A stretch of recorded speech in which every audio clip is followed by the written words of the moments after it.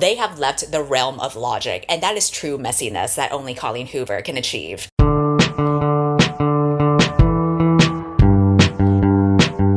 Last time I did a book wrap up, I paired books that had similar themes together to decide which book did it better. And I thought I would do the same for this video, but it ended up being kind of difficult to pair books because they were so different from one another. The one common thread I found in most of the books I read was that the main characters were acting like very messy bitches, which arguably is like the entertainment for me. I like reading people who are messy because I know I can't be messy in real life. I gotta have my act together, and I can't be the one crashing out and dealing with the consequences and making things worse for myself, but I can read about people crashing out, and that will be my outlet. And for this video, I decided I'm going to do a ranking of the 8 books I read this month from least messy to most messy. These books will range from fantasy, romance, thriller, literary, nonfiction. Some of these even started out as indie books before becoming traditionally packaged, so good for them. Always happy to see indie authors rise up by their own merit. So if you're interested in seeing what other indies might become the next big thing, a good place to start would be Podium, which is a sponsor of today's video. In my anticipated books of 2026 video, I had talked about some indie books coming out this year, and some of them actually came from Podium. They are an indie publisher that delivers books in print, audio, and digital, and they have a really diverse range of genres. So for example, some of the titles that I got were The Swamps by Serafina Nova Glass. This is a mystery thriller about 2 influencers who built their careers from investigating paranormal behavior. It takes place in the Louisiana Bayou, and they're here to solve a missing persons case. I also got Vicious Secret by Morgan Bridges, which is a dark romance. This is about a woman fighting her dangerous attraction to an assassin that's stalking her around campus, but he's the only person who can save her from the secret society that he served. There's a deluxe paperback edition available in places like Target and Walmart. And then I also got Old Guns by J.N. Chaney and Nicholas Sansbury Smith. This is a sci-fi that follows 2 Marines who get called to face an ancient alien threat because they survived first contact. It sounds very high action, and I appreciate that the main characters who go on this adventure are older. So if you would like to support indie authors, check out these books or any of the other books that Podium has. And now let's get into this discussion. All right, so I've read 8 books this month, and we are gonna go from least messy to most messy protagonists. Emphasis on protagonists, because I'm ranking this not based on the messiness of their situations,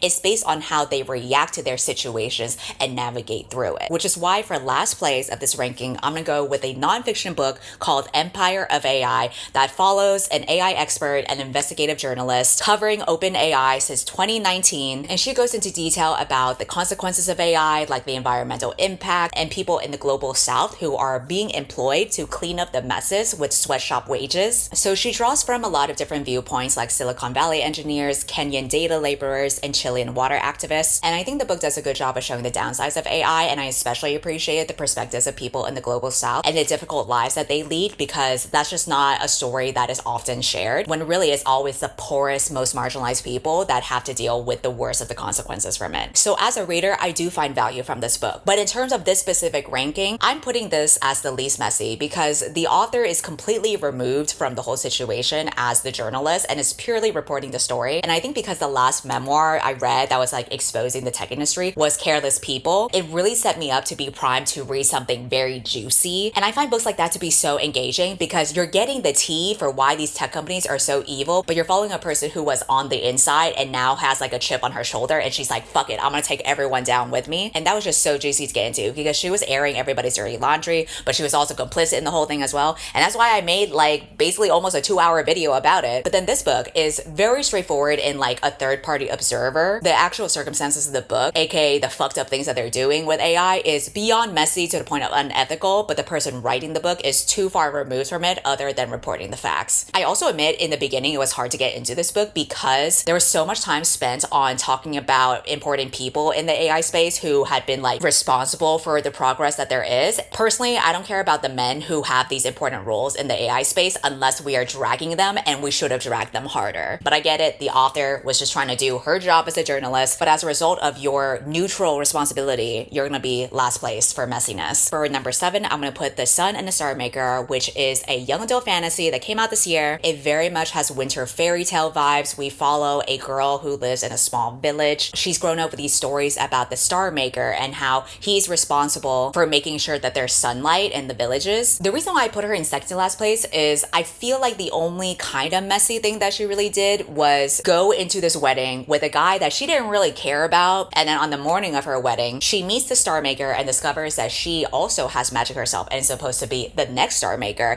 and so he wants to whisk her away to train her to take over his place. And so as a result, she basically left her groom at the wedding, and you know, that's kind of messy, but it's also understandable within circumstances. Something she also did is that upon realizing that she is not going to have like a normal life for herself now because she has like these responsibilities of being the star maker and her survival of the village being tied to her abilities, she's like, wait a minute, I'm gonna leave everything I know and my family and my village behind, but I can't just leave them hanging dry, especially since I'm no longer marrying this guy who was supposed to be like the ticket for our stability. So if you're gonna force me to go away with you to your ice castle, we should at least get married so that I can take care of my family. Now, I'm sure the villagers who are gossiping about this situation, her leaving her man at the wedding to go marry the star maker and go to an ice castle instead, could be considered messy, but honestly, it's really not. If anything, this is a more pragmatic decision. She's just looking out for her family here. But that's also why I liked her as a character. I thought she was clever in tricking him into helping her family. I liked the spark of energy that she had with just being determined to save her village and then later on save the star maker as she begins to have romantic feelings for him. He's definitely the archetype of like a grumpy, powerful guy that is only grumpy because he's been isolated for so long, but he has like a soft heart that the main girl will come to find as they grow closer together. So overall, it's a sweet fairy tale like story, and I love that for the girls, but you know, when you are a sweet fairy tale, you're not going to be as messy. For number 6, I'm going to put a dark fantasy book called Phantasma. This is about a necromancer with OCD who tries to save her sister by entering Phantasma, which is a deadly contest inside a haunted mansion, and if you win this contest, you can claim a prize, which is a single wish to be granted. This contest is a maze of different corridors and ballrooms and demons, so it's very lavish but dangerous at the same time. In this contest, she also meets a phantom who offers to help her through these trials in exchange for 10 years of her life. I'm putting this book in a lower ranking because I do think you could argue that it's kind of messy for you to go on this mission to try to save your sister, but then you kind of get distracted with sexy times with this mysterious hot phantom instead. Like literally in between trials, she's like, oh my god, I can't believe I just survived this scary heart-pounding mission where I nearly got killed by a monster.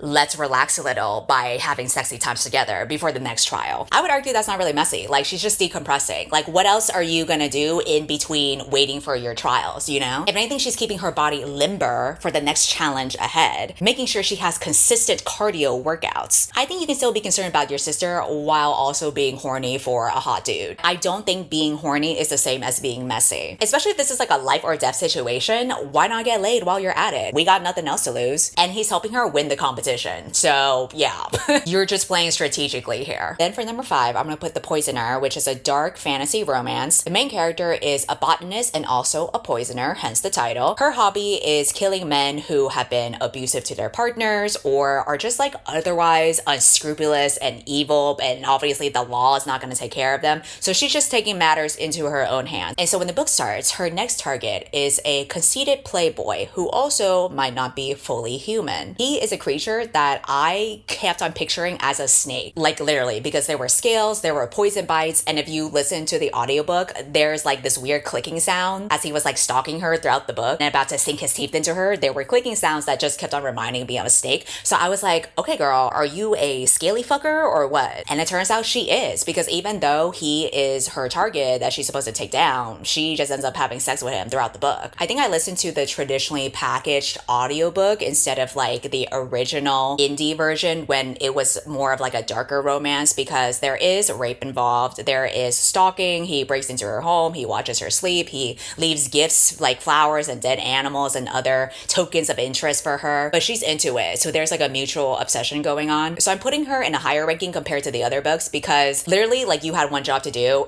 and you're just fucking the guy. And also it turns out you are into fucking snakes. Like, that's kind of crazy to me. I think this is how a lot of dark romance books tend to go, where the guy will be stalking her and she's like, leave me alone, but actually I'm into it. And then they kind of just like repeat the whole thing. They always describe these stories as like a cat and mouse game, but it's like, yeah, maybe if the mouse was horny for the cat. But hey, it seems that most people consent, so good for them. These bitches are freaky, but at least they found each other. I just think it's kind of messy for you to have a mission to take down someone and then you have sex with them instead, repeatedly throughout the book. And he's making clicking noises the whole time because I'm like 95% positive he's a snake. And then for number 4 of messiest protagonist, I am gonna put Risky Business, which is a contemporary romance about a woman who is trying to keep her startup afloat. One of the ways that she can make significant progress with her startup is by entering a tech competition so that she can get funds for it and recognition. But then she ends up posing as a man because of the society that we are in. Just seeing that someone is a male founder rather than a woman just automatically lends you more credibility.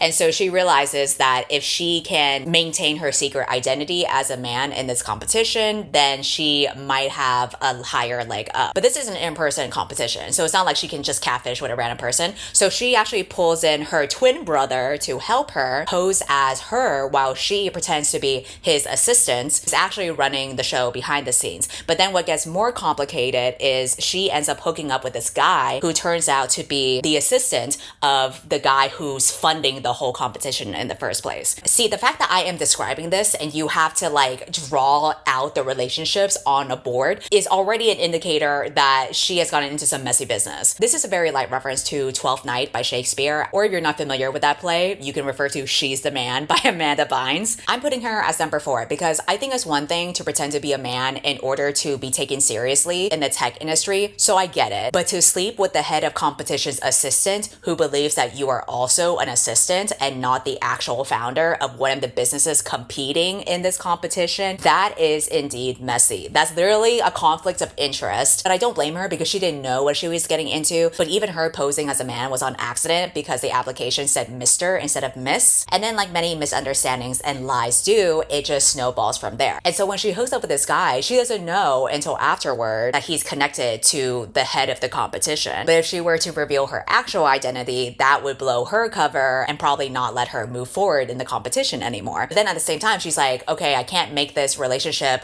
go any further, even though he's falling for me and vice versa, because it's pretty icky to sleep with someone who doesn't know your true identity. So she was definitely in hot water, and all this could have been avoided if she had just said the truth like early on. Like when she realized that she got an interview to enter the competition and they thought she was a man, she should have just said that she was a woman instead of creating this whole plan of deception. I get that you're in a desperate position, but every time you made like a small lie, it just became even worse. Like, yes, this happened to you, but you have to take some accountability that you were responsible for some of the messiness here. However, I don't blame her because the guy that she hooks up with is hot and he cooks for her, which is a big plus. At one point, he served her handmade pasta because they were in Italy during the competition, and when they left, she never had a chance to try the pasta there, and so he made it from scratch for her. And it's one of those things where it's like, damn, I get it. This book was truly girl boss gaslight gatekeep, but once you introduce handmade pasta into the mix, then I understand where you're coming from. And then for number 3, I'm gonna put a contemporary novel called Just Watch Me. This protagonist is truly a hot mess in so many ways. She is barely keeping it together. She's behind on a rent for her studio apartment, which by the way, doesn't even have a bathroom because it was formerly a walk-in closet. She also recently got fired from her job working at a smoothie shop, and now she can only subsist by selling plants online. But obviously that's not enough money to live in New York. And then even more stressful is the fact that her sister is on life support. And so she signs up for this live stream service where she will live stream her life for 7 days and nights, 24/7, to raise money to save her comatose sister. But the thing about these live streams is that you have to do something outrageous to get people to want to send money to you. I think even if you take out the plot and the comatose sister and everything, the main character is already a messy person because like she can't keep a job due to her own actions, and she shoplifts impulsive and does like a lot of reckless things. Even when she sets up the live stream, she acts like an asshole to her followers. Like, she's very nihilistic and dismissive, which I think is common to see in a lot of like literary weird girl fiction, where the character, you know, is obviously struggling with something internally and on the outside will act selfishly. So I do like reading about this flawed character who is truly going through the ringer with these pressures of raising enough money for her sister. Despite that, I actually think the book should have been messier,